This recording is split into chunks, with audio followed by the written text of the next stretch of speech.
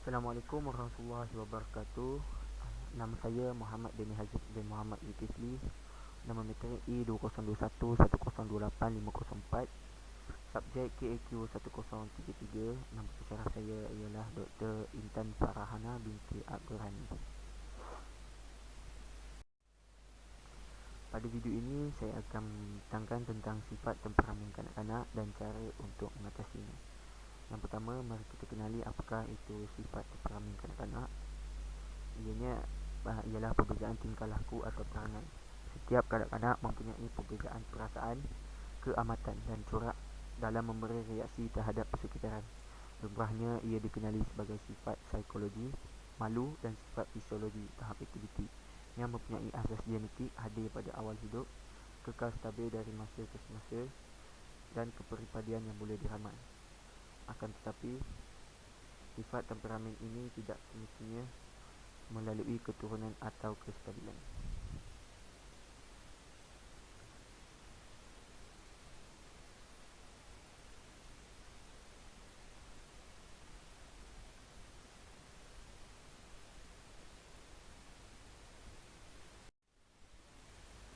Empat sifat temperamen kanak-kanak. Yang pertama ialah aktiviti. Aktiviti ini ialah pergerakan kanak-kanak, sama ada ia aktif ataupun kurang aktif. Yang kedua ialah effortful control, iaitu mengawal perhatian dan tingkah laku kanak-kanak seperti menumpukan perhatian, mengikuti arahan dan mengelak dari sebarang gangguan. Yang ketiga ialah emosi negatif.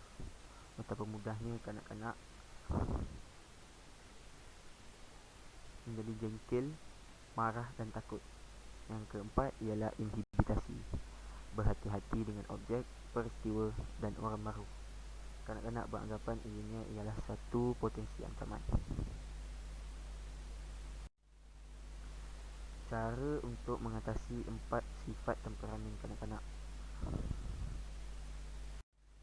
Yang pertama ialah pengaruh persekitaran.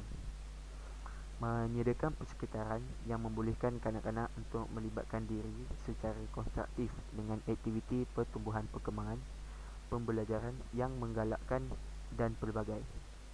Ini termasuklah susun atur ruang fizikal. Yang kedua, alatan dan aktiviti pembelajaran yang disediakan di ruang pembelajaran. Yang ketiga, pengurusan masa. Yang keempat, tindakan dan reaksi orang dewasa.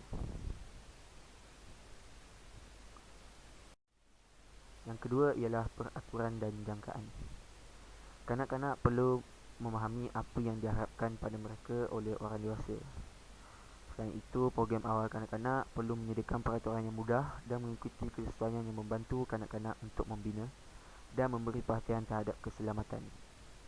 Yang ketiga ialah menggunakan peraturan yang logik dan bersebab dalam menjelaskan sesuatu tindakan.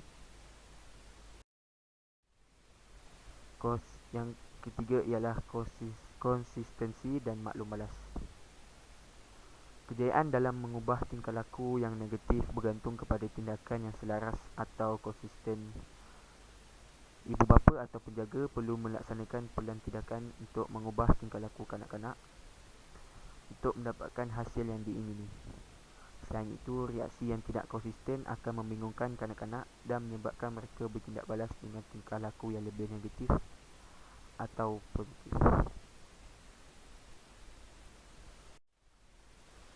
Yang keempat ialah kekerapan tingkah laku yang ditunjukkan. Yang pertama ialah memberi tahu dan menjelaskan kenapa sebahagian daripada tingkah laku yang ditunjukkan adalah tidak sesuai dan elok. Yang kedua, perhatikan situasi dengan lebih dekat dan ambil tindakan untuk menenangkan kanak-kanak.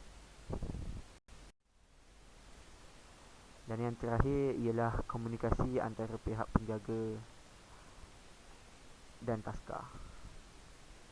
Yang pertama, ibu bapa dan guru perlu berganding bahu dan bekerjasama untuk sentiasa memantau perkembangan dan tingkah laku kanak-kanak di sekolah maupun di rumah. Selain itu, guru juga memainkan peranan yang penting dan perlu berbincang secara jujur mengenai tingkah laku negatif kanak-kanak yang ditunjukkan di prasekolah, taska dan tadika bersama dengan ibu bapa. Sekian, terima kasih.